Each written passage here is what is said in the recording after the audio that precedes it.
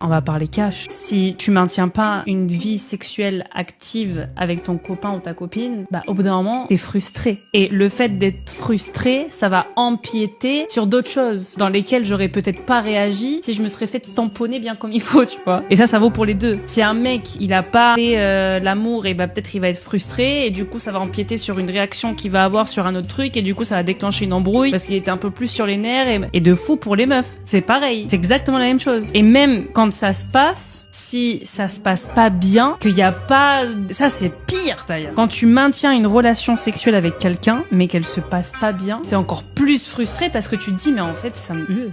Et du coup, t'es archi frustré. Il y a pas un chiffre de tous les jours, tous les 2 jours et tout, mais il faut maintenir. Je sais pas, t'as des semaines, tu vas faire ça une fois tous les 2 jours, une semaine, tu vas faire ça une fois tous les 3 jours, une fois, l'autre semaine, tu vas faire ça tous les jours. C'est pas question de à quel... Non, mais il faut que... Voilà, faut que tu trouves un moment pour retrouver cette connexion. Puis en plus, c'est hyper important quand même. C'est là où en fait tu te reconnectes avec ton mec ou ta meuf. C'est à ce moment-là que tu retrouves cette complicité, que tu retrouves cette confiance, cette aura, t'es bien, t'as passé un bon moment. T'assures que tu vas pas faire les courses pareil.